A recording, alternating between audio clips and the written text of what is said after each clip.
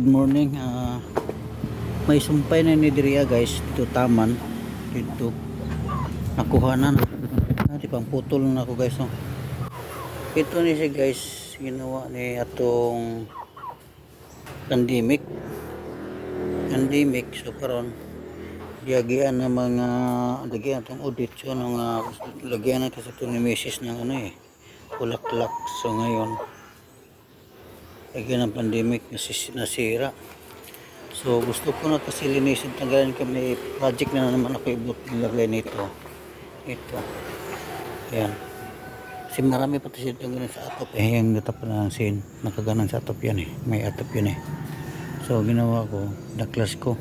Kasi may sabi ni Mrs. nga ano dito pagiba kasi ipadang pakilo. Sabi ko sayang nga pag ipakilo. Ang ginawa ko, binaklas ko na ito yung konti tapos gawa ko ng taingan kumbaga lutoanan ng paglutoanan kasi lutoanan ba kung Bisaya pa sugang. So ito marami pa to ito may natapos na yung doon ginawa ko na pesa may natapos na ko yata 6 so pakita ko sa inyo ito guys ito mga square pa yan ito ayan mga square pa yan ito yan ito yung ginagawa ko guys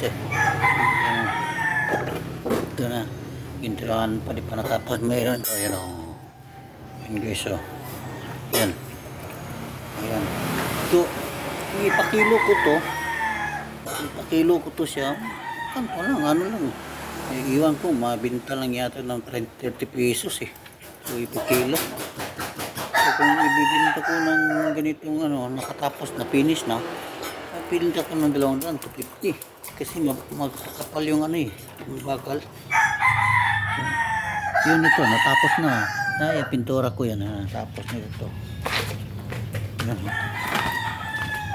ito guys yan natapos ko na yan ito basta pa yung pintura may pa ko may tawag nito ihawan ito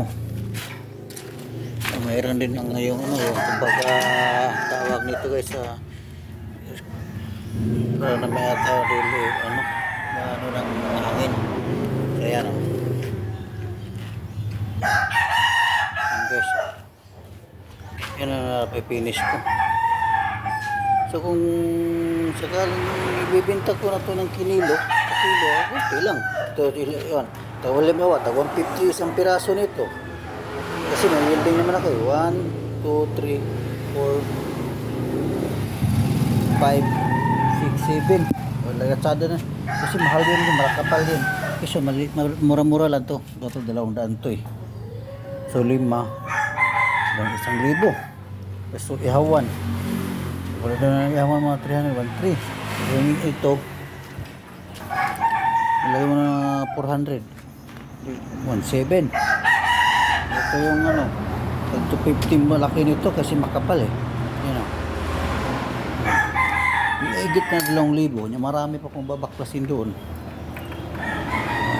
mas okay na isipan ko nga gagawin ko lang ng saingan so yun lang guys ganito sayang pag ipakilo wala tayong kita lang yung bakalay so yun lang guys maraming salamat guys sa